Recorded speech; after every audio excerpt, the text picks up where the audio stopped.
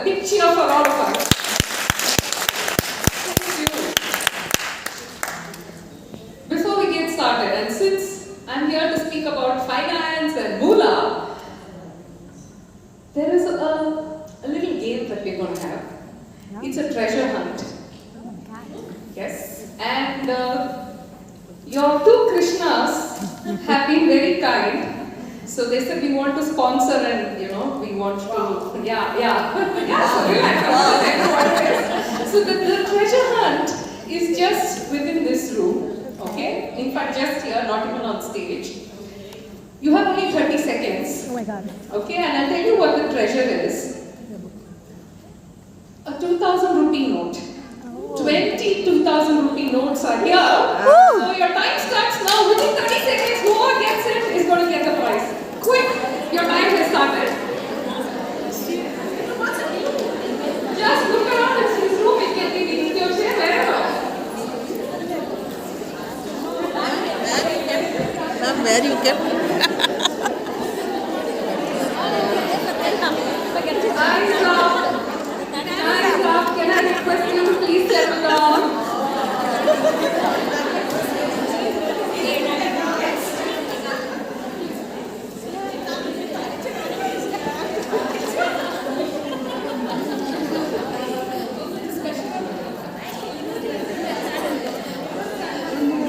Alright. Calm down. Now, like this was a fast one that I pulled on all of you.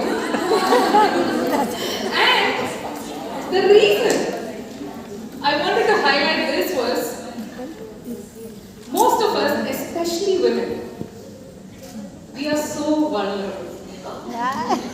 Especially when it comes to money matters. Now I said, there are 20 2,000 rupee notes, which means it's a sum of 40,000 rupees.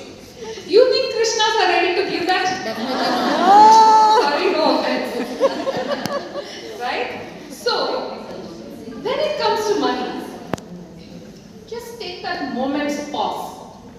Think and reflect.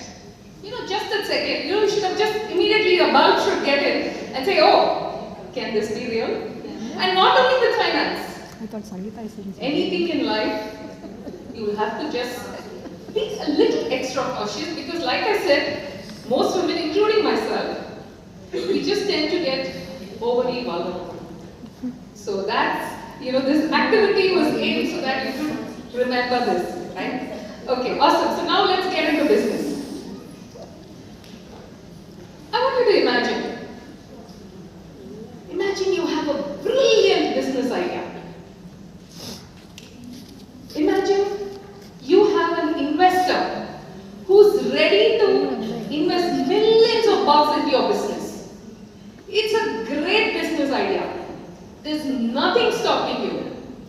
And you are ready to reach the stars and conquer and make it big. Maybe like a Nike or something. And yet, we have seen there are so many businesses that fall into this category and they have just crashed. Why? We will go on to see what and why that happens and how we can probably prevent it. Right? So, have this thought in mind. So today, what is my talk going to be about?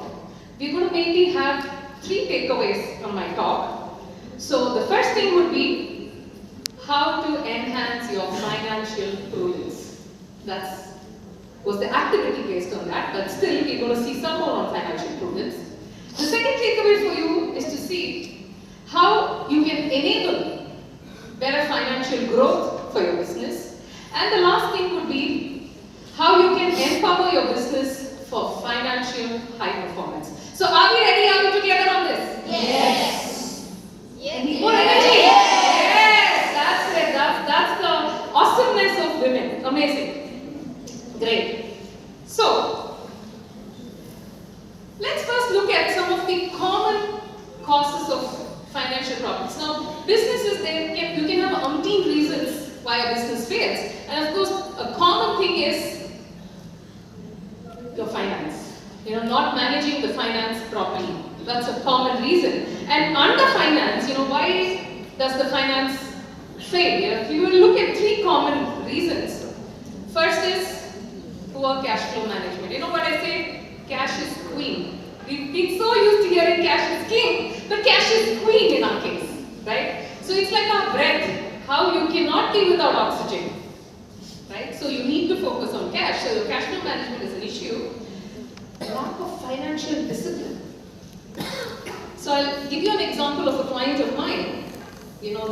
Pre-pandemic, his business was doing very well. He was flourishing. Pandemic started, boom, the business crashed. And why? Because he wasn't disciplined. He did not have proper financial discipline to do that. And you know what? The common mistake that I notice is entrepreneurs tend to mix their personal and the business money together. The business is yours, the money is yours, but legally speaking, you are two different entities. So therefore, to be financially prudent, do not mix the two.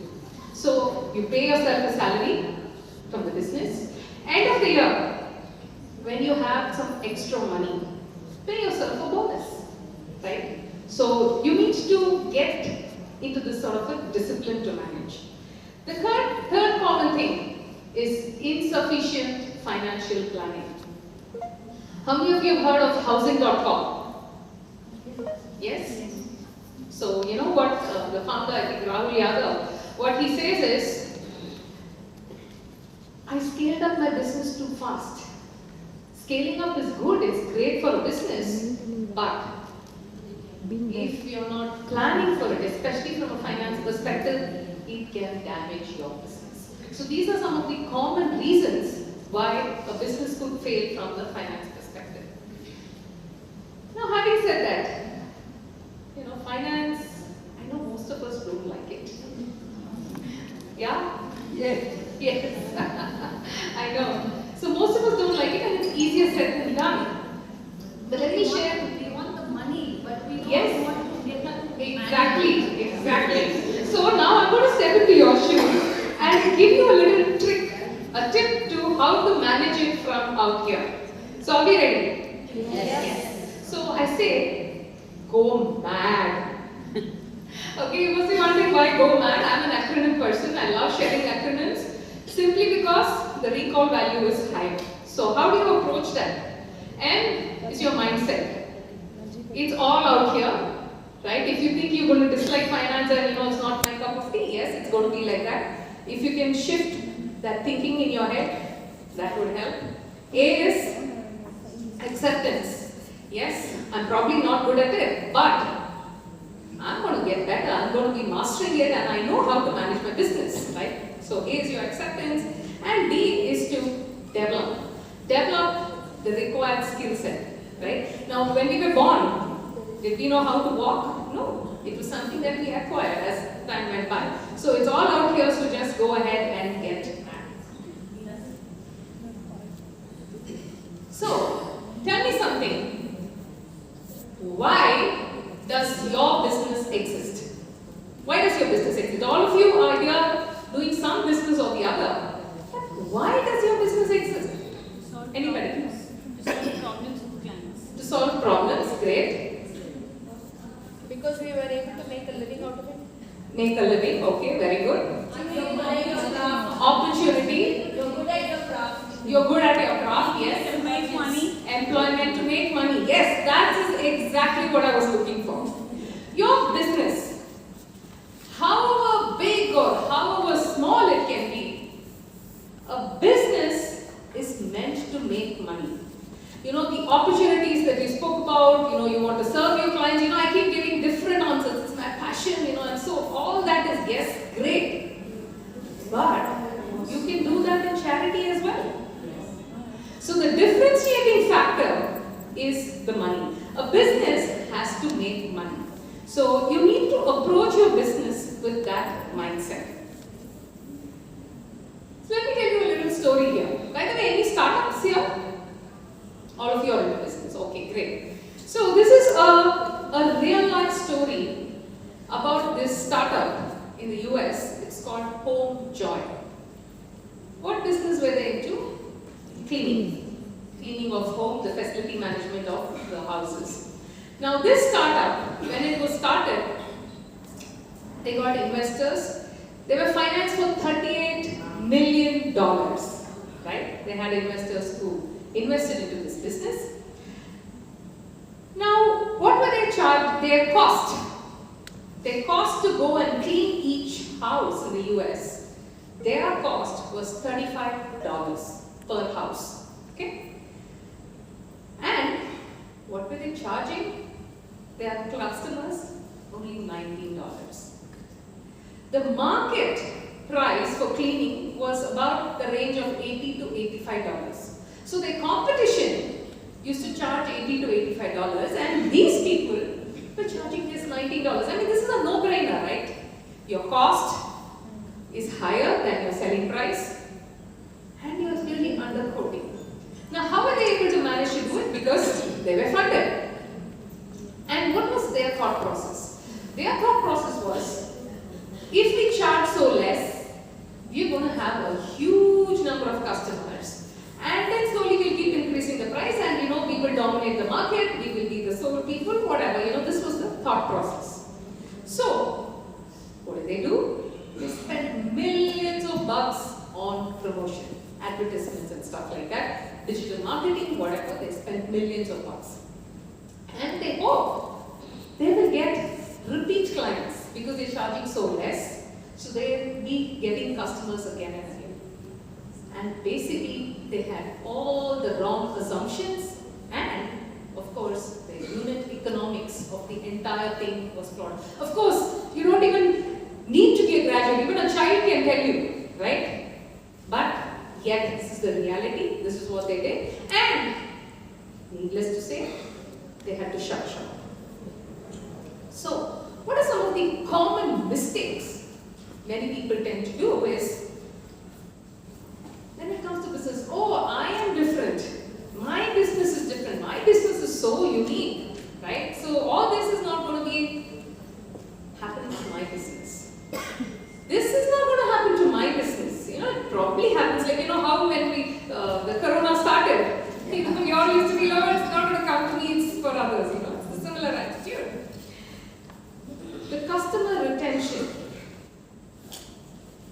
it's a challenge, right? You probably win a customer now, but how are you able to retain that customer, right? Repeat business, that is something, an issue. Many times, it's the wrong customer that you're even having. Your business is meant to cater to a particular size and your customer profile. Are you targeting your right customer for your business? That's something, only you would know the answer, but that's some food for thought for you. And then, of course, like I said, premature and quick expansion. I want to grow, I want to scale, I want to do it overnight. Yes, that's great, but are you equipped for it? That's something you need to think about. And like in the case of Home Joy, lack of skilled resources. And I know that's a big challenge for most businesses, getting the right sort of resources at the right cost and stuff like that. Yes, you need to train your people, you need to invest in their training and so that they are equipped to deliver what your business is meant to do. So watch out for these mistakes. So now let's look a little bit more into financial prudence. So let me give you an easy formula out here. What is financial prudence? To put it very simply, financial prudence is nothing but your financial awareness plus your financial management skill. Financial awareness. You know what they say? Where your awareness grows, where your attention goes.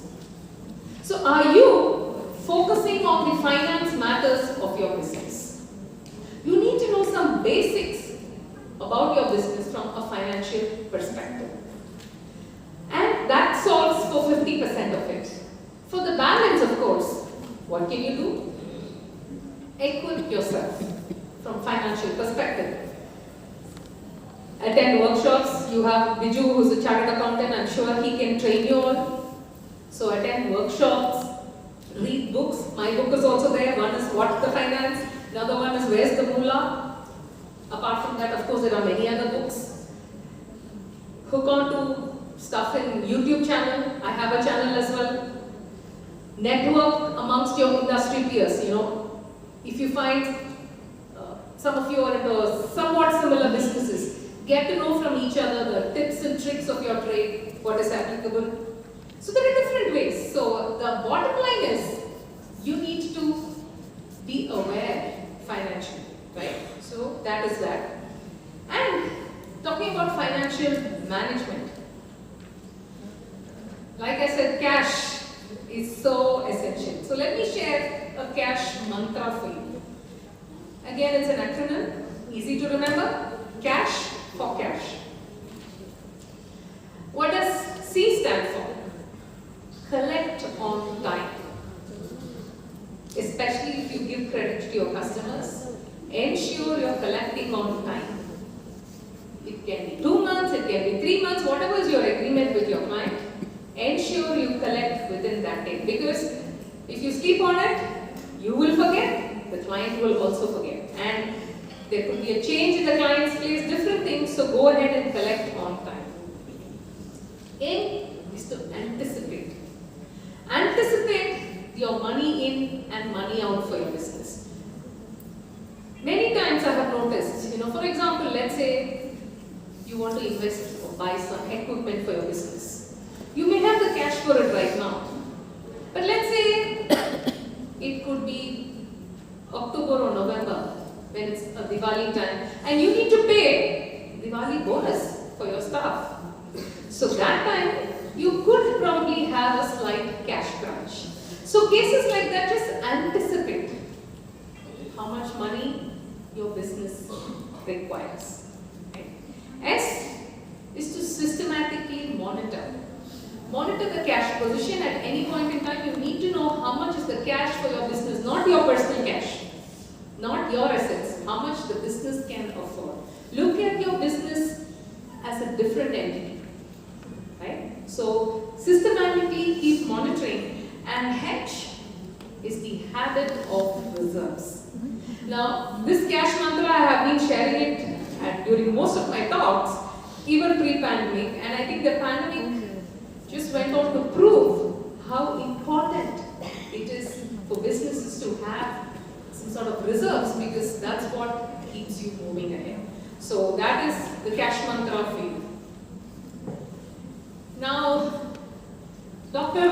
Uma spoke to us about diet. How many of you like to go on a diet? Only 2, 2, 3, 4, yeah, slowly hands are going up, yes. Yes, so let's now talk about a financial diet. The good thing about financial diet, I tell you, you don't have to cut. You just want your money to grow and grow and grow, unlike the body shape, right? So that's the good part about the financial diet. So let me just give you some pointers on what you need to be looking out for a financial diet.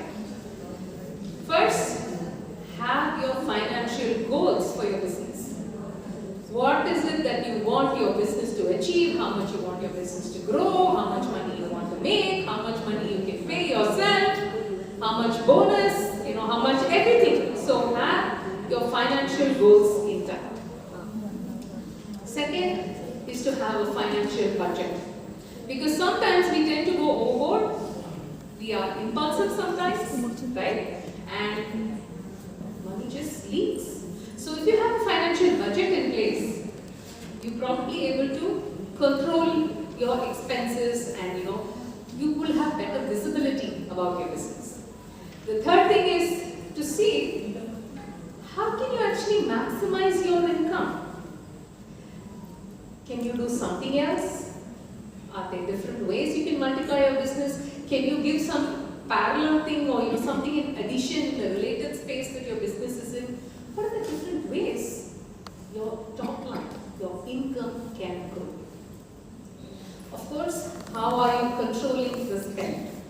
If you have money right now, doesn't mean you should go ahead and blow it all up right away. So how are you being financially prudent and ensuring you're spending the money for the right purposes? Assets.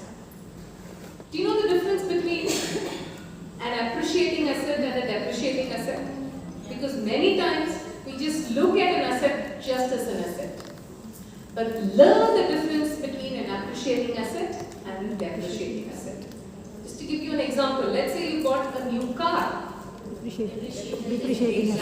Exactly, right? So you might have bought it, let's say just in January this year, and if for whatever reasons you want to sell it now in March, you're not going to get back the same amount of money, right? So keep that in mind. So you may ask me, Lamborghini mein kaise jayenge, right? Yes, of course everybody wants to get there and drive fancy cars. I'm not saying no, but when you have enough financial strength and the health, then of course go ahead and indulge yourself. But till the time that you're building your financial muscle, just hang on for some more time. And then of course the cash flow, which we saw. Cash is important, cash is oxygen, cash is queen, so go ahead and focus on the cash flow as well. And yes, that's my book, national bestseller. It's called What the Finance. I have some copies. Thank you.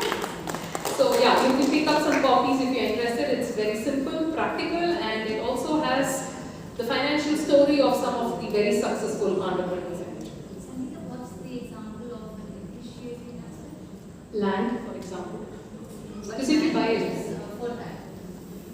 agricultural land is there. You also have any land. Because land, for example, if you bought this land many years ago, look at the value now. So that is an example.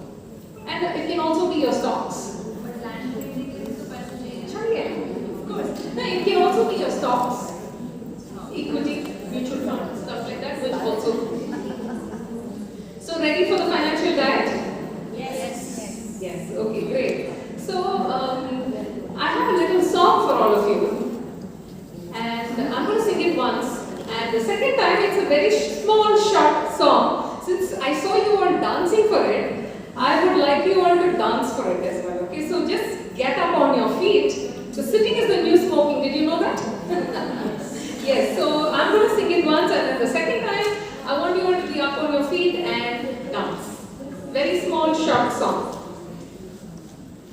Humpty Dumpty. You know this? No, that's not how it's going to go. Humpty Dumpty had a great bash, and Humpty Dumpty was left with no cash. All the professionals and all the taxmen couldn't put Humpty together again. So please be up on your feet and do whatever movement that you would like to. Up, quick, quick.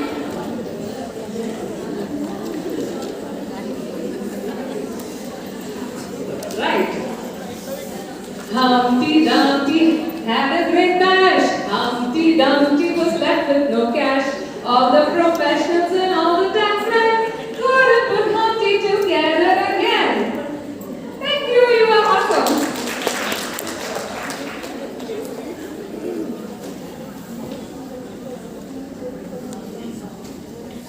Let's look at financial growth.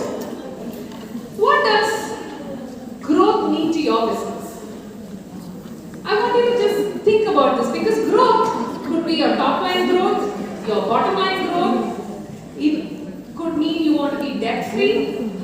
Different things, right? So look at what growth means to your business.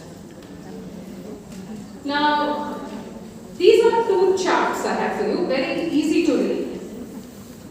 The orange line represents the top line growth, and the grey line represents the cost. I want you to do this small exercise after you go back home, or get tomorrow at work. This is something called the financial jaws. How is the financial jaws of your business? Your sales, of course, it's growing in the first example, but the cost is also growing. So you see just a thin difference in the first graph. So your profit is also just growing that much. But if you look at the second graph, your top line, your sales is increasing, but your cost is increasing wider. So that means your profit is getting better. So you need to see what actions, what measures you're taking so that your financial jaws of the business is doing good. Let me share 3 keys for financial high performance. I say get high on purpose. Right? Get high, high is for high performance. So once you need to know the purpose of your business, be clear about it. Of course, the purpose should lead you to making the money that you want. Get high on the performance of your business, because end of the day, I say HP for HP. High performance leads to high profits, right? So it's HP for HP, and get high on your profits, because the profits is what is going to help your business to keep growing further and further. So that is my other book. I have copies of this, and there's the Moolah as well if you would like to. And since you guys have been an amazing audience, I have this free ebook. It's called Shakti, High Performance Women Leaders. It has stories, inspirational stories of women in history and women in the corporate. So if you're interested, you can just email me, and I'm happy to share this book, an inspiring read. And yes, these are my books. I do have copies, so if you want, you can get it. They are also available on Amazon. And yeah, that's my coordinate. I'm happy to connect with all of you. You can look me up as the Gain Enabler. My YouTube channel, I keep posting different videos on these areas. I'm happy to connect with you all. And now I would like to hear from you. But yes, I know the time is also up. But if you have any questions, I'll be around. Feel free to ask.